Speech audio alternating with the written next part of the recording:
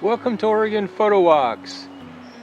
This morning we're going to look at two lenses that we got about 6 months ago, the 24mm and the 35mm S. One of them was used quite a bit and the other one didn't really come out of the bag. So we're going to tell you which one was used, which one was not, and whether we would spend the money again on these lenses.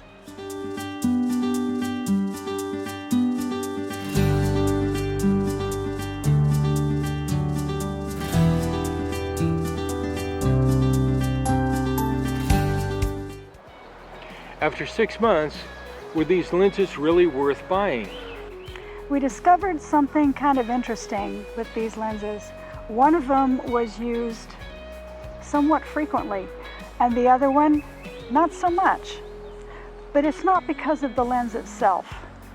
It was because of the type of photography that we do. This lens for me really is what I would consider an art lens. What I do with it is because I have a 28-400 and so it goes at 35mm, but what I like about this lens is it brings me back to that time when I first started learning photography and I had to focus with my feet, and so I can switch this to full manual and I can really get back to that place that I really enjoy as an art lens. It helps me do a broad range of landscapes and even fine art landscape, what I consider fine art landscape, because I can do close-ups of flowers or anything else that catches patterns, that catches my eye.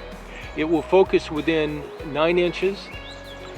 It is a sharp focus, it's an S, so it is really very fast. I can open it all the way up to 1.8, or I can shut it down to f11 or f16, which honestly I don't really do too much of that. It's much more of probably around f8 and lower, or wider I should say. It truly is for me an art lens. When I want to do something different, and my landscape is, or my photography is landscape, this is a lens I pull out. It weighs nothing.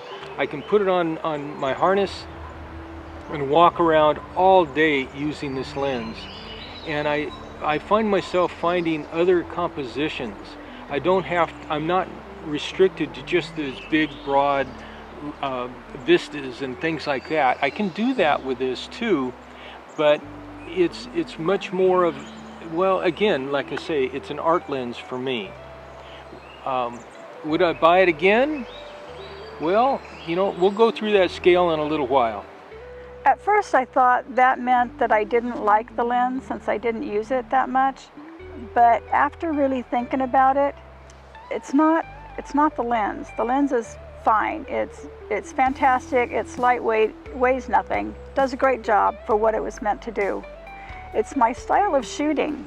This is the lens that lives on my camera. This is a 50-250mm because I like to shoot wildlife. That's what I get really excited about. The 24 doesn't really let me do that. We've been using these lenses the last few days to get some extra photos for this video. And that's the first time I've taken this lens out of my bag since January, since we did the unboxing video and went on a little photo walk with it. Okay. And so, in review of this lens, we came up with an idea how to score them. So the first category is sharpness, and we're using a scale of 1 to 5, 5 being the best, 1 being the worst. So how was your 35mm lens on sharpness? It's a 5. I'd say my 24 is, I'd say a 4. I mean, I routinely use sharpening software in Photoshop, but I'd say it's about a 4. So you've got a 5, and I did a 4. How about fun factor? 1 to 5. When I have it on my camera and I'm really in that zone, it is an extremely fun camera. You know, still, I mean, I give it a 4 on a fun factor, maybe 5. You know, either way, I mean, it works. I mean, this is a fun lens to have on my camera. I would give the 24 a 5 as well. When I actually do have it on my camera, I do have fun with it. I do enjoy it. I do enjoy it. So yeah, it's going to get a 5. How about used often? 1 to 5. Well, you know, this is a tough one. It's one of those variables. If I'm just out shooting and using my 28 to 400, you know, I'm just blasting along. But if I'm like kind of need a little something extra, I need a little more of that fun factor, I need something different, I need to get back into photography because, well, hey, you know, I'm tired and what am I going to do? This would be a lens that I would pick up, and I think so I do pick it up often, just because. So you give it a 3, a 4, 5? Well, again, it's kind of variable. It's one of those, nothing less than a 3, and sometimes a 5, sometimes a 4. It all depends on where I'm at during the day, you know, on that day, at that time. You know, I can put it on the camera and I can't find anything. Or other times I can't wait to get it on the camera because everything is there and I got to get shooting. So it's one of those real variable things. Want to split the difference and give it a 4? Oh, all right. 4. All right. He's doing it a 4. Used often for this 24 millimeter. Like I said, I haven't used it since January. We've been running around all week with these lenses, getting photos, extra photos, just for this video. So until this week, I haven't used it since January. So I'm gonna have to give it a 1 for used often. But that doesn't mean it's not a good lens. No, not by any means. It's a good lens. It's a fantastic lens. I thoroughly enjoy the photos that come out of it. I have to do very little editing. It's just my style of shooting. You know, I'm more of a telephoto shooter. Would you buy this lens again? 1 to 5. 5. 5, okay, 5. Would I buy this lens again? I hate to say it, but I'm gonna say no, I wouldn't. So I'm gonna give it a 1. Like I said, I want to make sure that that's really clear. There's nothing wrong with it. Nothing wrong with this lens. It's fantastic. It's 24 millimeter. It opens up to 1.7. Great in low light. Great for bokeh. It's a great lens. It's just being a wildlife shooter primarily. It's not a lens that I reach for. It does have its uses. We keep talking about going to a tulip farm outside of Eugene, and we haven't gone yet, but one of these days we're going to make it out there. And I know the first shot I'm going to take is going to be like a wide establishing shot. That's going to be this 24 millimeter. So it does have its place in my bag, but if I were to lose it, I probably would not replace it. If I really needed wide angle, I might grab the 12 to 28 off the Z30 that's recording us right now. Okay, so if we add these up, okay, yours come out to 19. Okay, mine my score for the 24 millimeter is 11. So you've got the numbers. And really, again, to belabor this point, it isn't the lenses, it's a type of photography that we do. Mm-hmm. Exactly, and here's the thing. I'm going to make a statement. Let me know in the comments if you agree or disagree. The lens that you use most often is more important than a theoretically better lens. Agree or disagree? Let us know. Yeah, I mean, it's a good point. I mean, this is a S lens, which is the top of the line for Nikon, and it is an amazing lens. But can I get similar photos with a different, say my 28-400? I can. It's not an S, but there is that wow factor that comes with that S. The colors are a little brighter. The sharpness is maybe just a little sharper. It does make a difference for the type of photography that I do. And I don't do close-ups a lot. I do as a landscaper, I don't do that much. But when I do a close-up, I love the idea that I can get within 9 inches and it is absolutely tack sharp. That's right. That's another thing to discuss is the close focusing distance. Yours is 9 inches. Yeah. Okay. The 24mm DX lens, I think the closest focusing distance is, I want to say 8 inches. I think it's 8. Might be 7, but I think it's 8. So doing that kind of thing, I mean, I do like flowers. I photograph flowers fairly frequently, aside from wildlife. And this would be a good lens for that. I can get up close and get a little distortion going that I like, and blur the background. So like I said, nothing wrong with it. No, it's just the way I shoot. The type of art that she does, she uses Lens Baby, which is completely different from this lens. One thing to keep in mind, we talked a little bit about bokeh.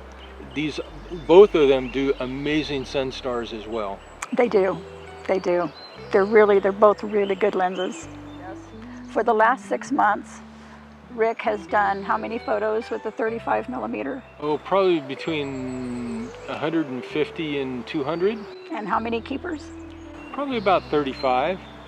Okay, so, excuse me, the last 6 months, aside from this week, I've done exactly 0 photos with this lens. 0. This last week, we've been doing photos specifically for this video to have, new and fresh images. I've shot maybe 40 images total, and I think the keeper rate is, I think, maybe 5. I still have some editing to do, but I'm going to say 5. So there's the difference. Yeah, one thing to keep in mind as photographers, even some of the best photographers in the world, 10 to 15% of what they shoot is actually what you see produced. And it's a good number. We looked at our numbers historically, and it's still about 10 to 15%. We don't shoot a lot. When I go out and do a full day of shooting, I may shoot 20, 25 images, maybe. And I come away and I might have 2 to 4 images that I'll actually produce that will get printed out or put into the folder of gonna print out and publish. So, don't be discouraged that way. So, keep that in mind when you're out there shooting.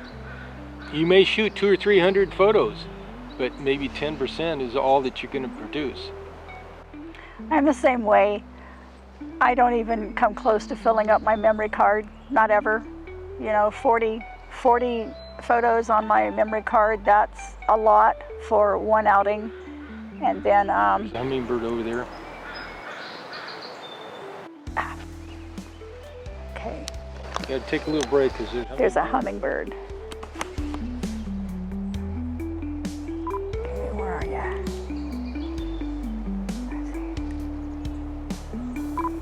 There you are.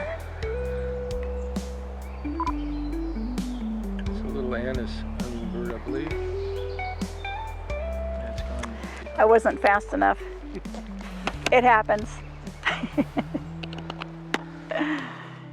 When wildlife shows up, I don't even think about putting my 24mm lens on the camera.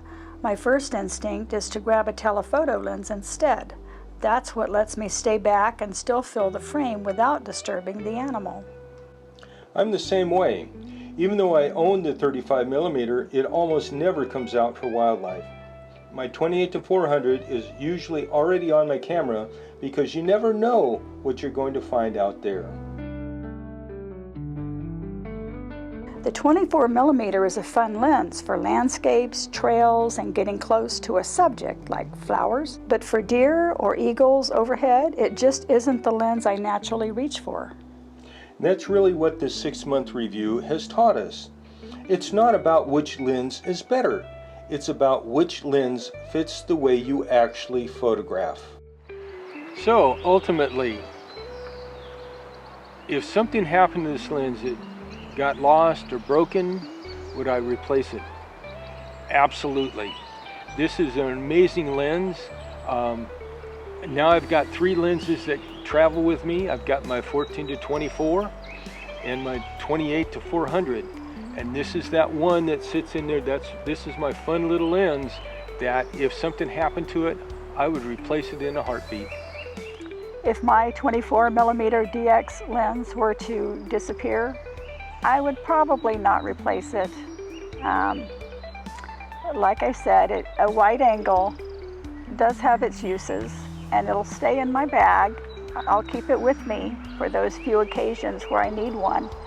If it disappeared, I wouldn't buy another one. If I really needed a wide angle lens, I would snatch the 12 to 28 off the Z30 that's recording us, or I would use my backup camera.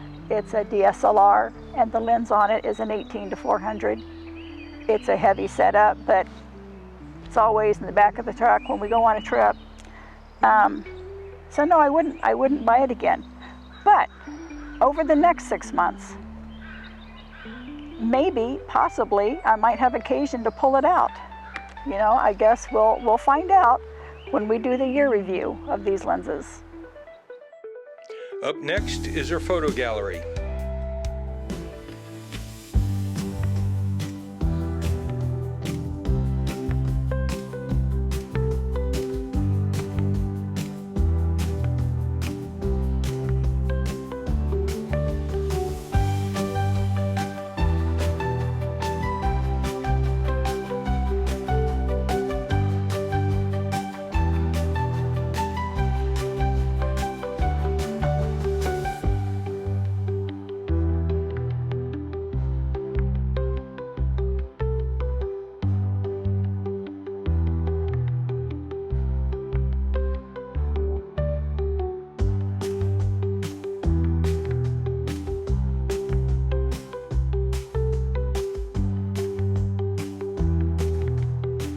That's a wrap. Thanks for watching.